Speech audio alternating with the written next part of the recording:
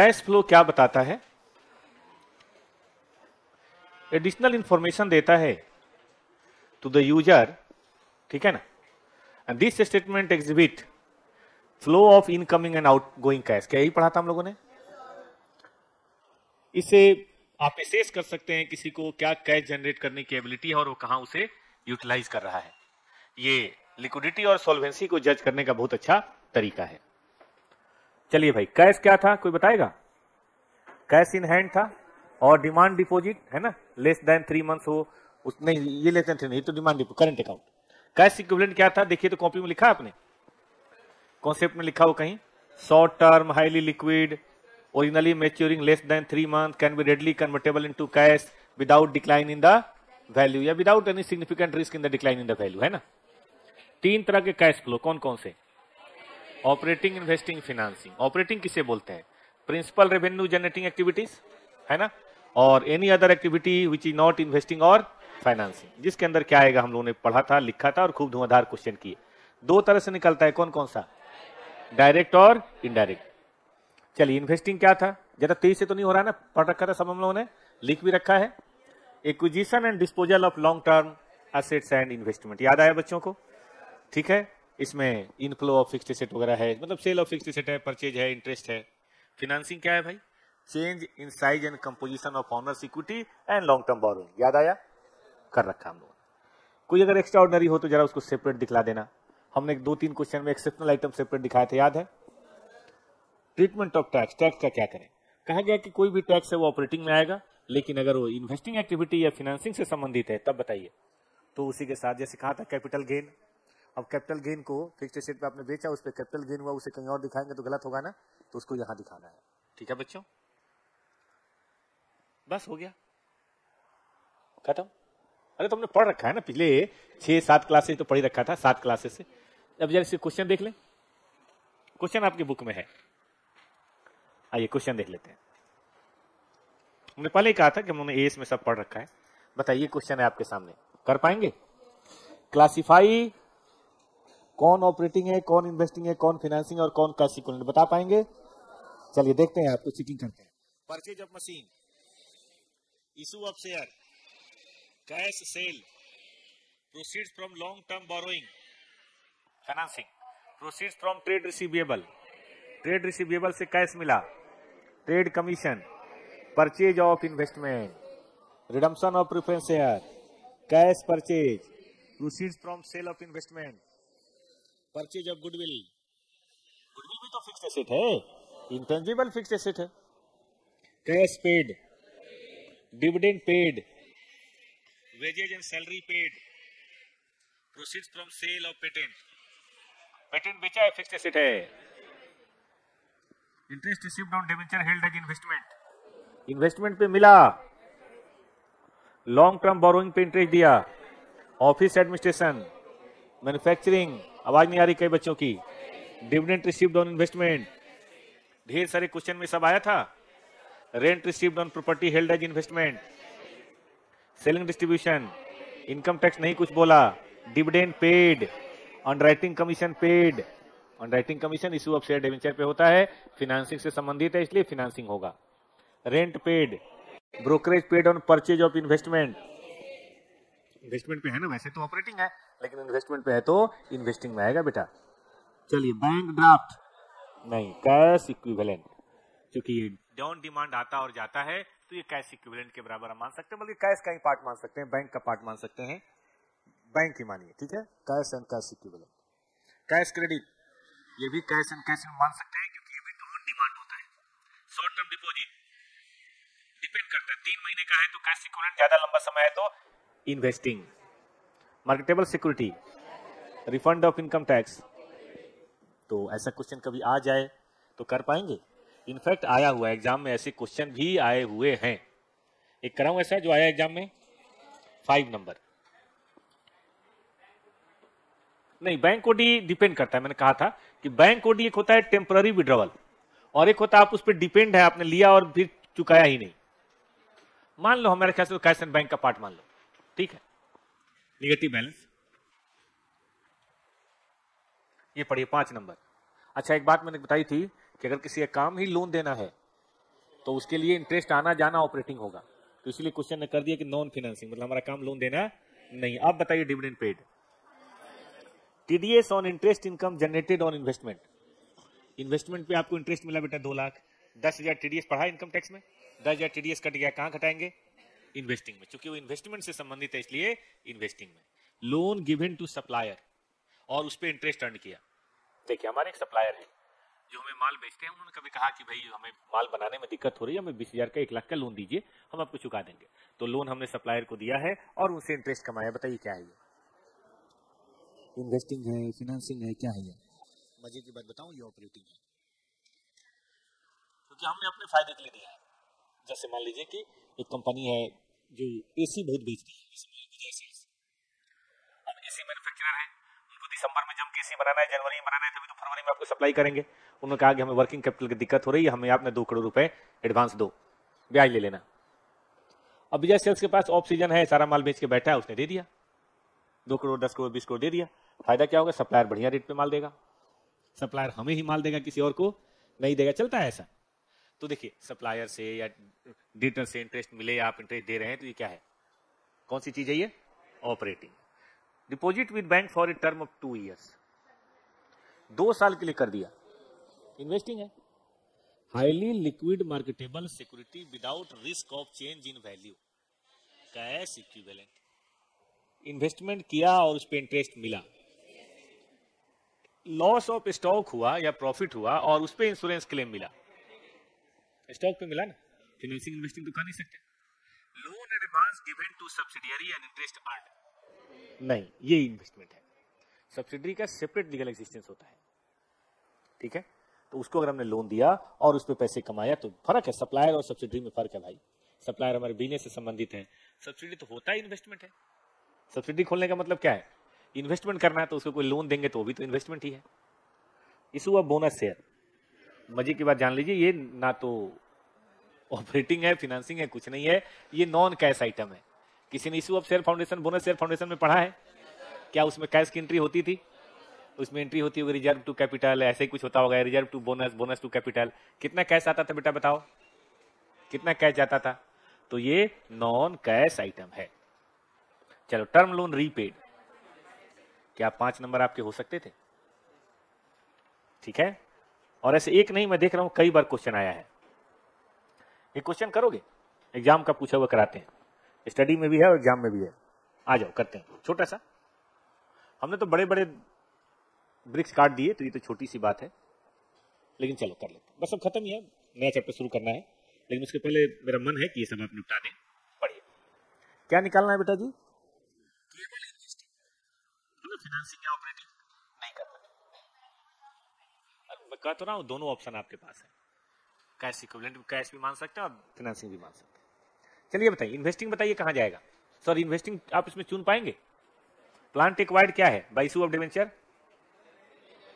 वैसे देखने में लग रहा है इन्वेस्टिंग है, लेकिन डिवेंचर से है तो इन्वेस्टिंग नहीं है। Claim received for loss of plant in fire, है। प्लांट जला और इंश्योरेंस क्लेम मिला, ये तो इन्वेस्टिंग है। समझो हमने प्लांट बेच दिया, ठीक है। इनफ्लो है क्या आउटफ्लो है? इनफ्लो है। Unsecured loan given to subsidiary, investing है, लोन देना इन्वेस्टमेंट है। Interest on loan received from subsidiary आएगा। Pre acquisition dividend received on investment, pre हो या पोस्ट हो, आया तो। डिवेंचर इंटरेस्ट पेड, इन्वेस्टिंग तो नहीं है भाई। Loan repaid, interest received on investment और जिसपे टीडीएस काट लिया गया। देखिए ये आएगा, अब ये कुछ नहीं करे, काट लिया गया तो काट लिया गया नेट, और अगर ये ग्रॉस है तो इसमें से घटा के भी दिखाना पड़ेगा। जैसे यहां पे मुझे लगता है रिसीव्ड है, नेट है, तो नेट है तो मेरे ख्याल से कुछ करने की जरूरत नहीं है, लेकिन अगर ग्रॉस मानते तो उसमें 8,200 घटा लेते। Book value of plant sold, loss हुआ है, बताएगा कोई सेल?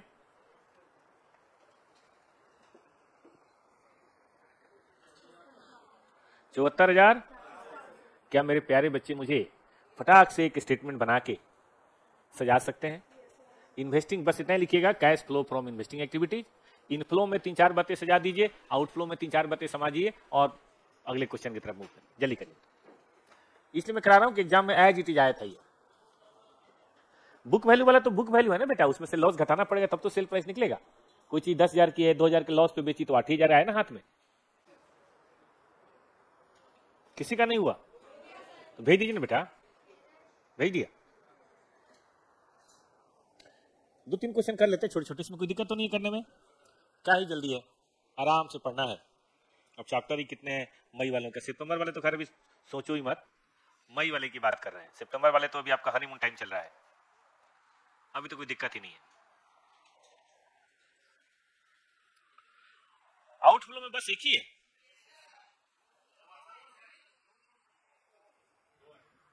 देखते हैं। क्लेम रिसीव्ड,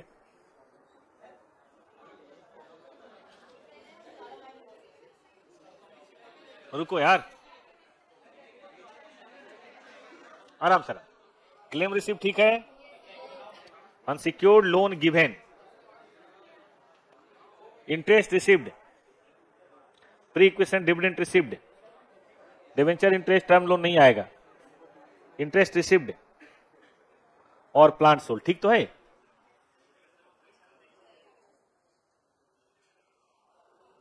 और वो लिख दिया नेगेटिव में, है वो पॉजिटिव और ये है नेगेटिव। नेट इफेक्ट कितना आ रहा है? आ रहा है नेट इनफ्लो, आउटफ्लो है, यही ज्यादा है क्या? यही ज्यादा है तो नेट आउटफ्लो, ठीक है। ये नेगेटिव है, बाकी पॉजिटिव है, लास्ट में नेगेटिव आ रहा है ना। कितने बच्चों का सही था? तो करा तो मैंने दिया था, चलिए अभी मैं नहीं कराते, आप करेंगे, ठीक है। देखिए 10 पॉइंट बिल्कुल ऐसा ही है, खुद से कर लीजिएगा। 11 ऐसे ही है, 12 देखिए, नंबर 12 एग्जाम का पूछा हुआ है, बूझो तो जाने क्वेश्चन है।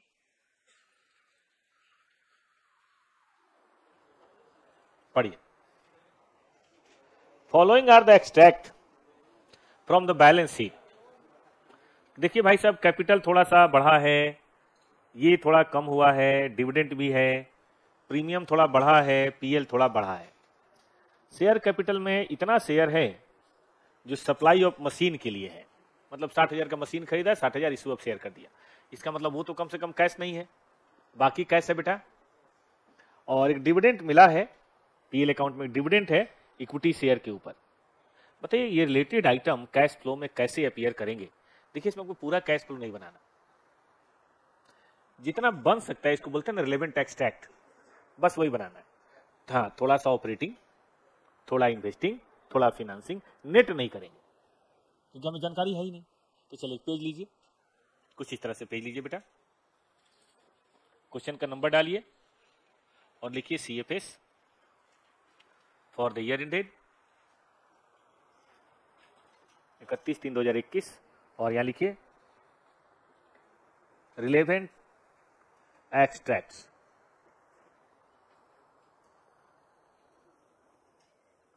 Cash flow from operating activities.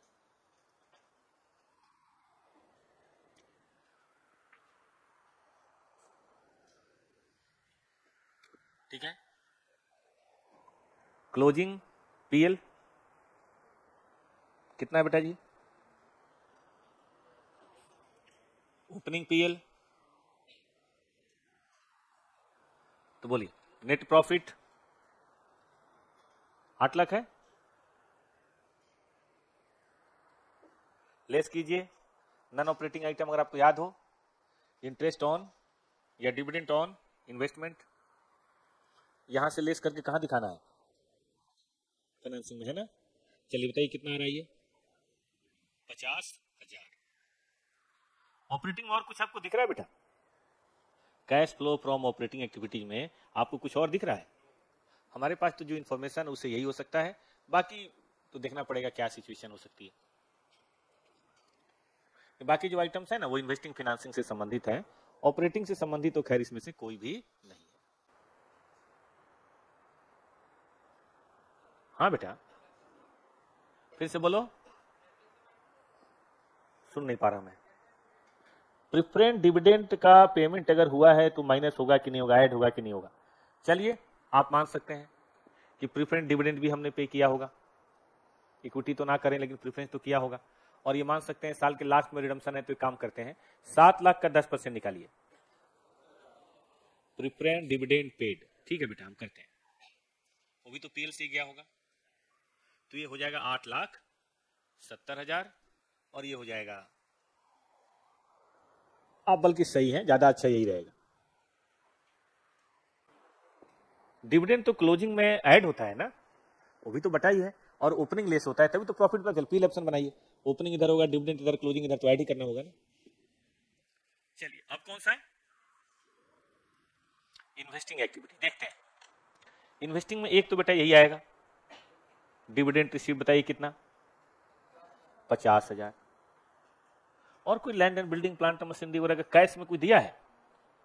I think नहीं दिया है, तो यही रहने दे।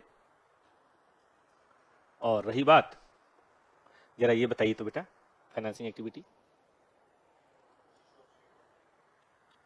Issue of share capital.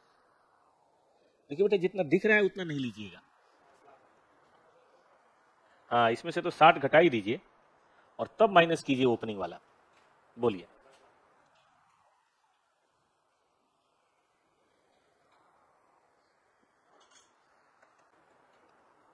Sir, preference dividend तो टैक्स के बाद होता है। पीएल, मैं पीएल नहीं बना रहा लोग, मैं पीएल एप्रोप्रिएशन बना रहा हूं, याद करें। इसके ऊपर की जितनी भी चीजें वो पीएल नहीं है, वो पीएल एप्रोप्रिएशन अकाउंट है, समझना चाहिए। चलें आगे, और आगे बढ़िए बेटा। Redemption of preference share 1 lakh, preference dividend paid ये बताएं।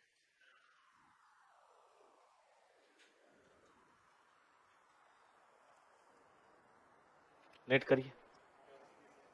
अच्छा, सिक्योरिटी प्रीमियम आया है तो बेटा यहीं पे जोड़िए, प्रीमियम तो इशू पे ही आया होगा ना, अलग से नहीं दिखाना है।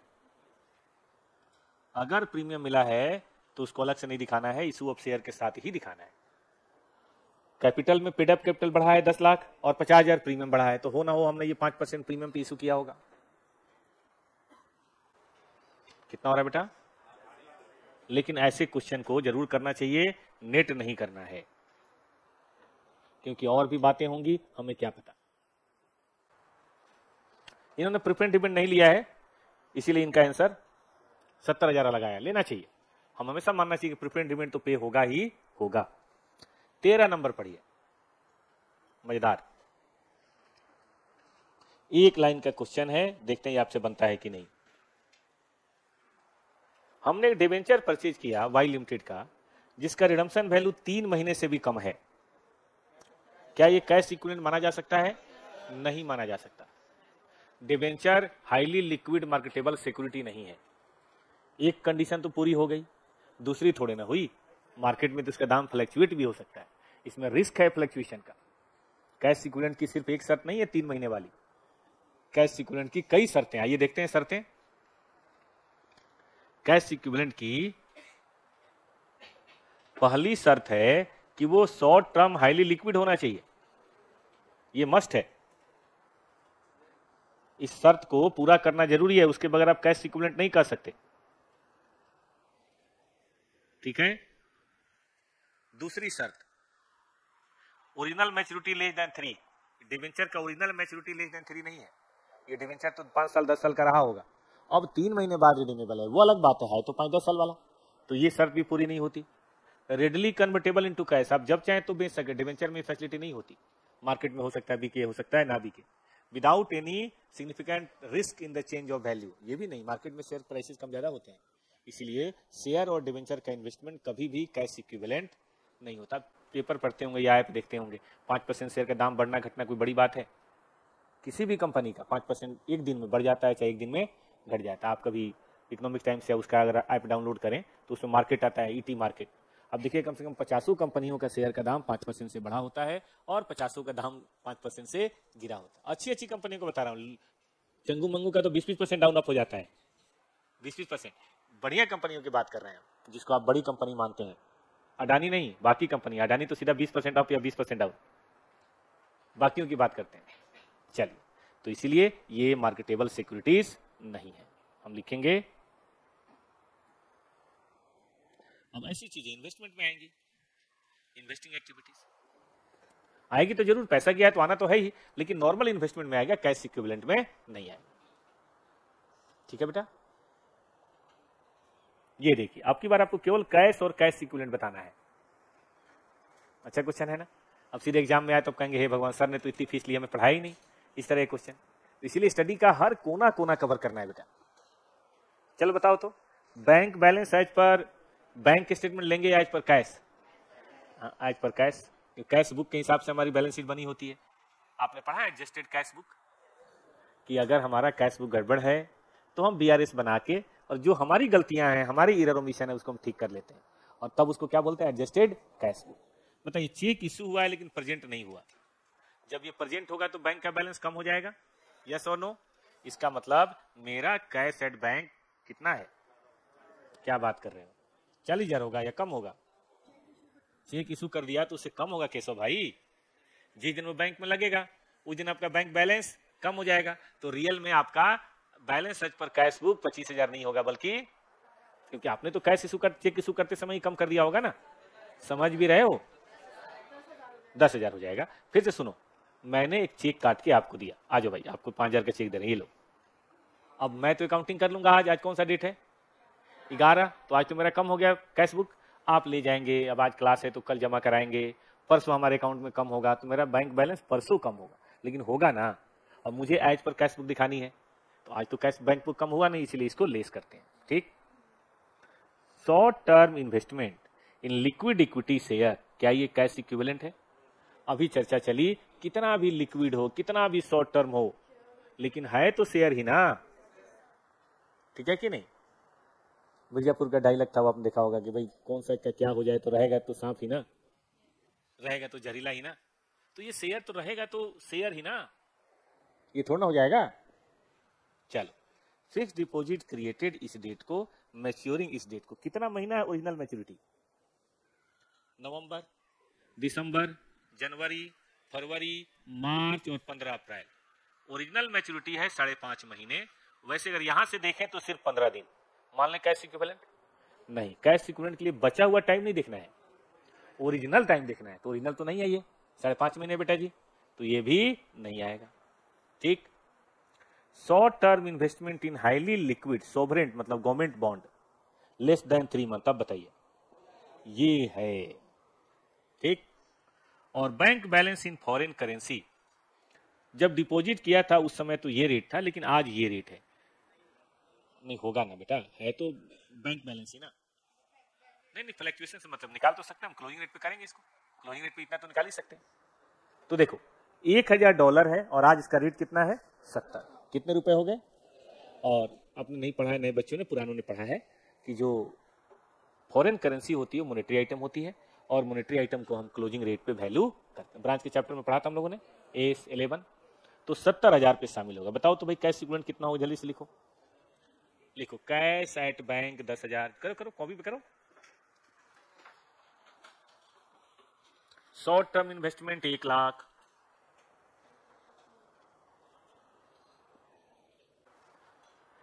बोलिए ना, वर्ड बोलिए कौन सा?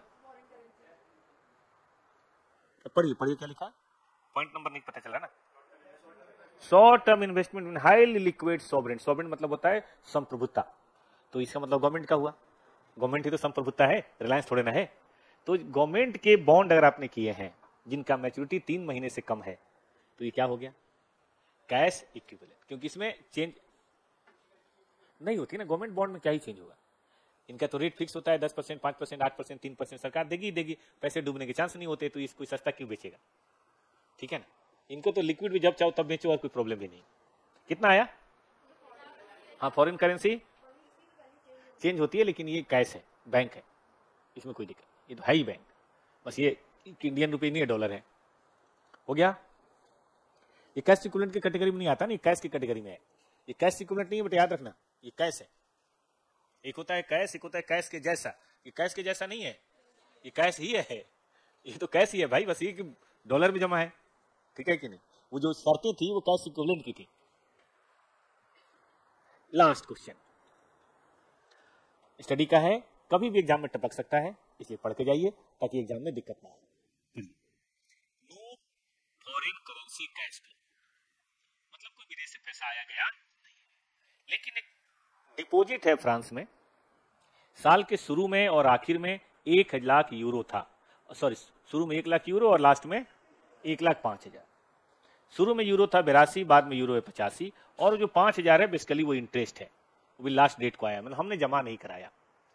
डिपॉजिट को शुरू में इतने पे दिखाए थे 1,00,000 गुने 82, और बाद में करना बेटा 1,05,000 गुने 85,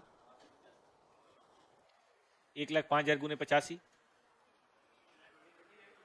8925 आपको बताना है ये ट्रांजैक्शन कैश फ्लो स्टेटमेंट में कैसे आएगा।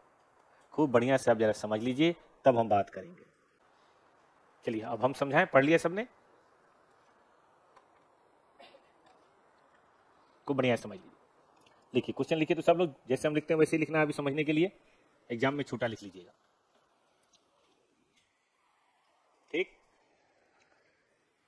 डिपॉजिट कितना है बेटा? 1,05,000,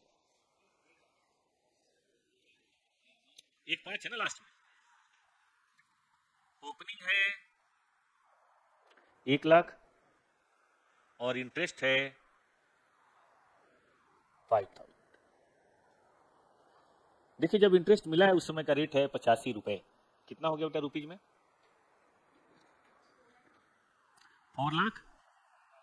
याद रखिए ये हमारा इंटरेस्ट है, तो हम इसे लिखेंगे cash flow from investing activities. अगर आप बैंक डिपॉजिट मान रहे हैं कि भाई हमारा bank deposit day to day वाला, वैसे तो देखो 1 साल से पड़ा हुआ है, 1 साल से पड़ा हुआ है, तो ये बेसिकली क्या है, लॉन्ग टर्म इन्वेस्टमेंट ही हुआ है। लेकिन फिर भी अगर आपको लगता है ये तो नॉर्मल करेंट अकाउंट है, तो cash flow from operating activity में लेकिन आएगा जरूर। ऑपरेटिंग करेंट अकाउंट में अगर इंटरेस्ट मिल जाए तो ऑपरेटिंग ही तो है बेटा। करेंट अकाउंट तो रखते हैं डे टू डे पैसा चेक काटने के लिए, निकालने के लिए, हाँ? और बाय द वे मिल जाए, मैं कह रहा हूँ नहीं मिलता है तो बात ही खत्म होगी, फिर अकाउंटिंग क्या करनी है। मैं कह रहा हूँ कि अकाउंटिंग में करनी पड़ जाए, पैसा मिल जाए तब क्या माने बताओ, तो क्या होगा बताइए। लॉन्ग टर्म इन्वेस्टमेंट तो है नहीं करेंट अकाउंट, और जो भी इन्वेस्टिंग और फिनेंसिंग नहीं है वो क्या है बेटा? रास्ते तो 3 ही है, चौथा हो तो कोई बता दो। या तो ऑपरेटिंग होगा, या सॉरी इन्वेस्टिंग होगा, या फिनेंसिंग होगा, नहीं कुछ होगा तो ऑपरेटिंग होगा, ठीक है ना बेटा जी। अब लॉन्ग टर्म तो करंट अकाउंट को कह नहीं सकते, तो इन्वेस्टिंग नहीं है, अगर कह सकते हैं फिर तो क्या बात है, ठीक है बेटा। तो हम इसको कैश इक्विवेलेंट मान रहे हैं, इसलिए मेरे ख्याल से ऑपरेटिंग ही ज्यादा अच्छा रहेगा। हम तो कैश इक्विवेलेंट मान रहे हैं बैंक डिपॉजिट को, इन्वेस्टमेंट तो मान ही नहीं रहे, ओके। अब रही बात इसकी, यहां देखिए ओपनिंग में रेट था 82, यानी कि ये था 82 लाख का। ठीक वही चीज साल आते आते रिवैल्यू हो गई, कितने की हो गई? अब 3 लाख तो बढ़ा है ना बेटा, लेकिन रियल कैश तो नहीं आया, वैल्यू चेंज हुआ है। और हमने पढ़ा था किसी भी करंट एसेट या करंट लायबिलिटी में कोई नॉन कैश इंक्रीज डिक्रीज हो तो उसको एडजस्ट करने की जरूरत पड़ती है। देखो रियल में हमारा कैश नहीं बढ़ा, कैश वही डॉलर अभी भी है या वही यूरो अभी भी है, बस उसकी वैल्यू 82 से बढ़ के 85, 82 लाख से बढ़ के 85 लाख। तो चूंकि नॉन कैश है तो इसको हम क्या करेंगे, पहला तो नॉन कैश है तो रिड्यूस करेंगे। याद है cash flow from operating activity में स्टॉक वाले में खूब किया था, किसी को याद हो तो, 2 क्वेश्चन में स्टॉक की वैल्यू 10% बढ़ाई थी, याद है।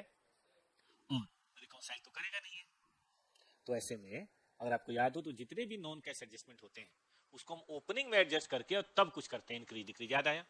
तो हम इसको क्या कर देंगे, add in opening cash and cash equivalent.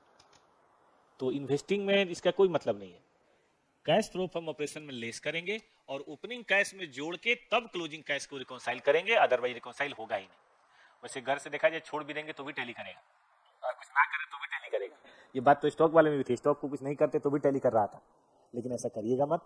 आपको नॉन कैश एडजस्टमेंट है तो आप इसको 3 वहां से लेस कर दीजिएगा और यहाँ पे ओपनिंग कैश में जोड़ के तब रिकॉन्साइल कीजिएगा। ये है जी कहानी। थोड़ा समझने में दिक्कत आ रही होगी, यही समझना है, यही समझना है।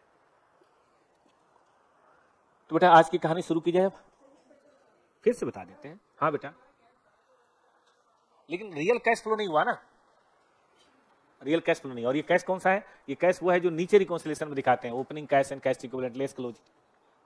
रियल में कैश फ्लो नहीं हुआ, उसकी वैल्यू बढ़ी है। अब मान रहे हो कैसे, बट बढ़ी थोड़े ना है।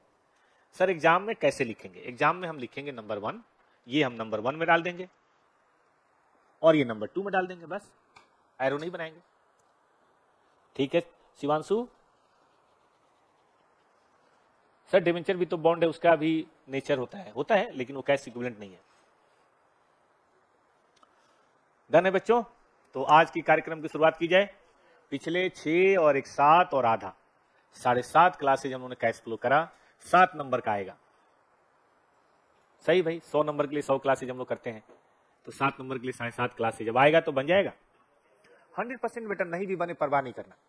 होता क्या एग्जाम में, मन में बेचैनी होती है, घबराहट होती है, जल्दी जल्दी करना होता है, वापस दिखने का टाइम नहीं होता, कोई हेल्प करने के लिए नहीं होता, टीचर ये किताब, तो वहां गलती होना कोई बड़ी बात नहीं। बहुत पति की बात आपको एग्जाम के लिए बता रहा हूं। एग्जाम में कोई सेंचुरी मारता है तो बिना मतलब कैच छूटे थोड़े जाता है, एक आध कैच छूटता है, रन आउट होते होते बचते हैं, लक अच्छा है तो ठीक है, वरना आउट हो जाते हैं। तो ऐसा कुछ नहीं है। एग्जाम में कोई गलती होना किसी भी क्वेश्चन में कोई बुरी बात नहीं है, ये नेचुरल है, हम सबके साथ होता है, इसलिए घबराना नहीं है। बस आप कॉन्सेप्ट पकड़ के रखेंगे तो क्या होगा, बना सही होगा, आंसर नहीं मिलेगा। कोई फिगर एक आदमी छूट जाएगी, गलत हो जाएगी, तो 7 में 6 दे देगा, 7 में 5 दे देगा, यही तो हमें चाहिए। समझ रहे हो? 70 की बजाय हमें 50 आ जाए प्रैक्टिकल में, और उधर 30 में अगर 20 भी आ गया, 15 भी आ गया, 12 भी आ गया, इतना तो आएगा ऑब्जेक्टिव में, तो हो गया 60। यही हमारा टारगेट है, हर पेपर में मिनिमम 60 लाना, पहला टारगेट। उसके बाद 90 लाओ, 95 लाओ, कौन मना कर रहा है, लेकिन पहला टारगेट 40 नहीं है, 50 भी मत सोचो, पहला टारगेट 60, ताकि वो पेपर दोबारा न देना। इसीलिए सारे कॉन्सेप्ट को पढ़िए, सारे चैप्टर कोई मत छोड़िए, रिवीजन कीजिए, एग्जाम में बैठिए। गलतियां अच्छे हैं, होने दीजिए।